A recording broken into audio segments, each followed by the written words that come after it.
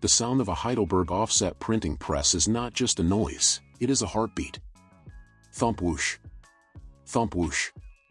Thump whoosh.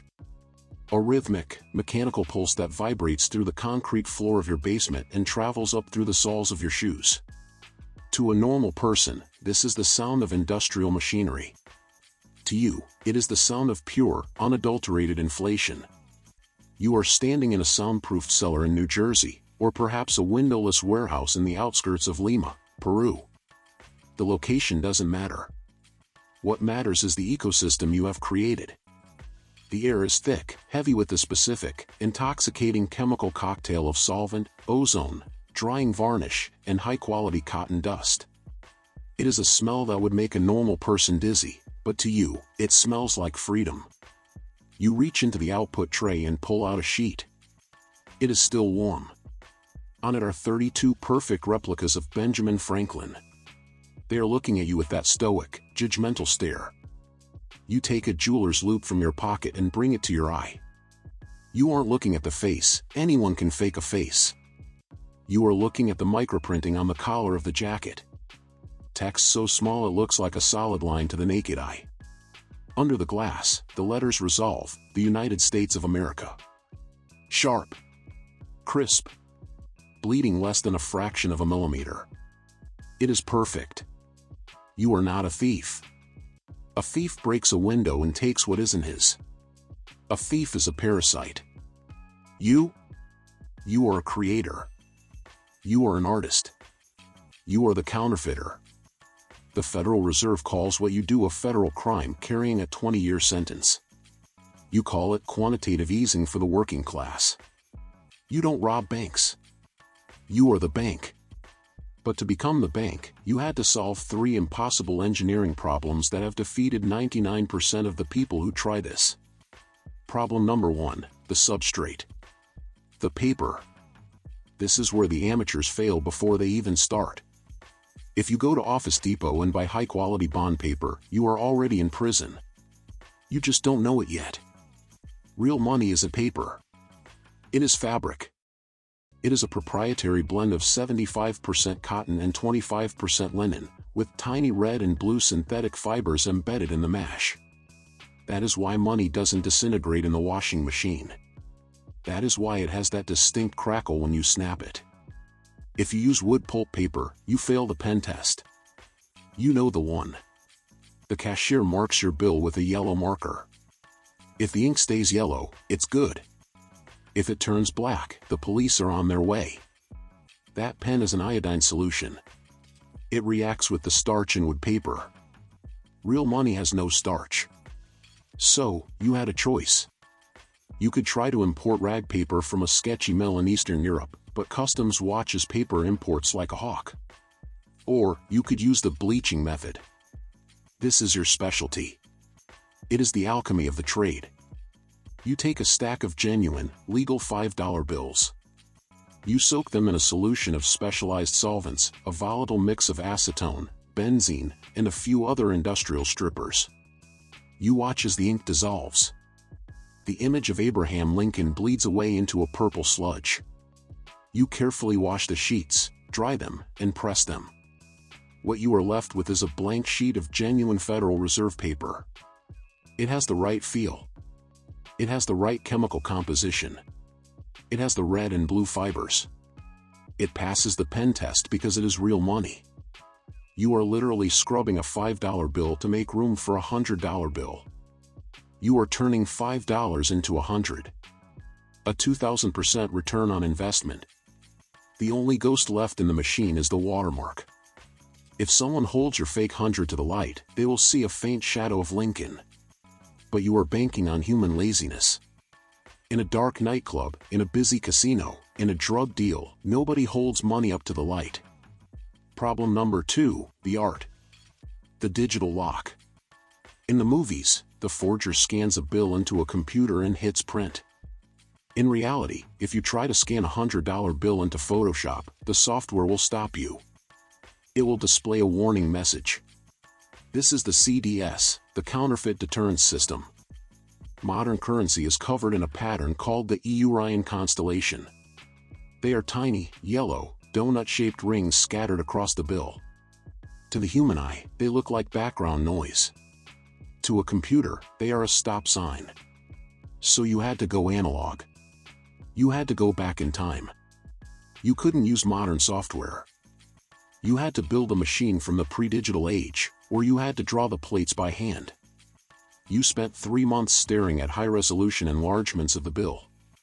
You traced every vector. You replicated the galoche patterns, those complex, spirograph-like geometric webs that background the bill. They are designed to create a more pattern interference if someone tries to photocopy them. But you aren't photocopying. You are redrawing the matrix. And then there is the texture. Intaglio printing. Real money is 3D. The ink is raised above the surface of the paper. When you run your fingernail over the president's jacket, you feel the ridges. A laser printer lays ink flat. Flat is fake. To fix this, you became a machinist. You built a hydraulic press. After the bills are printed, you subject them to 20 tons of pressure using a bump plate that embosses the texture into the paper. You press the tactile feel into the fiber. It's not ink, but your fingers can't tell the difference. Problem number 3, the ink. The color shifting trap. The modern $100 bill is a nightmare of security. The number 100 in the bottom right corner uses OVI, optically variable ink. When you look at it straight on, it is copper. When you tilt the bill, it turns green. You cannot buy this ink. It is controlled by a single company in Switzerland, and they verify every customer. So you became a chemist. You spent weeks in your garage mixing interference pigments. You ground up mica and metallic flakes into a clear varnish base. Your first batch turned a muddy brown. Your second batch was too glittery, it looked like a stripper's eyeshadow. But the third batch shifted. It isn't perfect. It doesn't have the exact chemical signature. But visually, it is 90% there. And in the world of cash, 90% is good enough. Because nobody actually looks at money. Think about it. When was the last time you inspected the serial number on the change from your coffee? Never. Cashiers are tired. Bartenders are busy. Drug dealers are high. They count the corners. They check the feel. If it feels right, it is right. Perception is reality. Now, the production line is moving. You aren't printing one bill at a time. You are printing sheets. You move to the cutter. It is a heavy industrial guillotine with a blade that is razor sharp. This is critical. If the blade is dull, it tears the microscopic fibers at the edge of the bill. Ragged edges look homemade.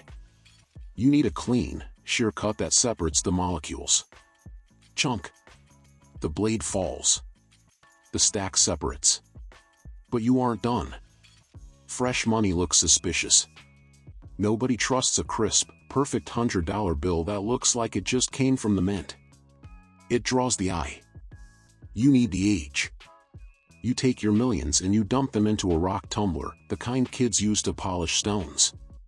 You throw in poker chips, coffee grounds, and a handful of drywall dust. You turn it on. Clack, clack, clack. You let it run for 6 hours. The tumbler breaks the fibers. It softens the paper. It forces the dirt into the pores of the bill. Then comes the final touch, the scent. Money has a smell. It smells of thousands of hands. It smells of bacteria, denim, and vice. You spray the stack with a scent profile you designed yourself, a mixture of stale tobacco smoke, trace amounts of cocaine residue, and human sweat. You are manufacturing history. You are giving the fake money a fake past so that nobody questions its future. Now comes the distribution. The wash. You have $5 million in cardboard boxes stacked against the wall. This is the moment of maximum danger.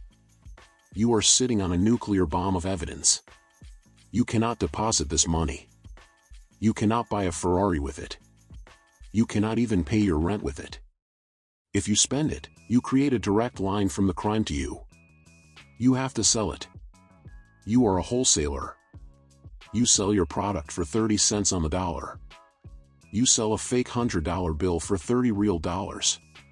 Your customers are the passers. They are the grunts. They are the ones taking the risk. They take your bill, go to Walmart, and buy a $5 pack of gum. They pay with the 100. The cashier gives them $95 in real, clean change. That is the Washington. You never meet the passers. You don't know their names. You use dead drops in public parks. You ship the bills hidden inside hollowed-out books sold on eBay. You use the dark web. You are insulated. You are the Federal Reserve of the black market. You are purely B2B, business to business. But you know the enemy is out there. You aren't afraid of the FBI. You aren't afraid of the local police. They are overworked and underfunded. You are afraid of the Secret Service. People think the Secret Service just protects the president. That is their side job. Their original mission, since 1865, is hunting you. They are relentless. They are the only agency that treats finance like a blood sport. They don't look for you. They look for the plate defect. Every printer has a fingerprint. A microscopic scratch on your cyan plate leaves a tiny, invisible dot on every single bill you print. It is unique to your machine. The Secret Service finds one of your bills in Omaha. They find another in Miami. They scan them. They find the dot. They triangulate the distribution. They track the purchase of the specific green ink you used. They analyze the chemical composition of the bleaching solvent. You are playing a game of chess against a supercomputer. You live in a state of constant, low-level paranoia. Every time a car parks too long in front of your house, your heart stops. Every time your internet connection drops, you think it's a wiretap being installed. You start to hate the money. You look at the stacks of Franklin, and they don't look like wealth anymore.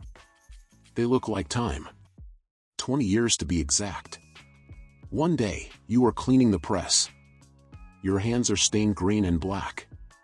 The smell of solvent is overwhelming. You hear a noise upstairs.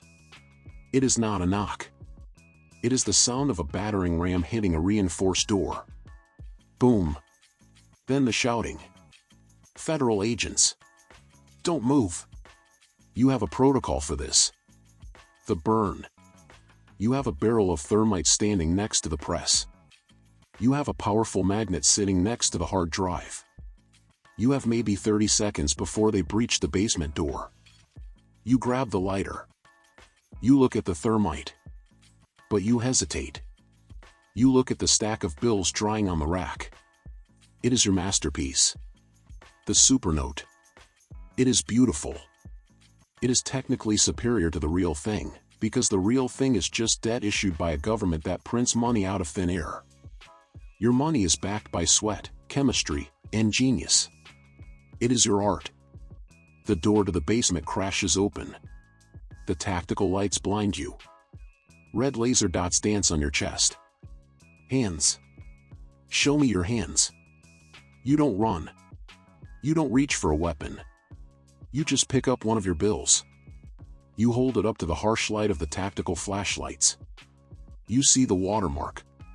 You see the security thread. You see the color shift. You smile. They will put you in prison. They will seize everything.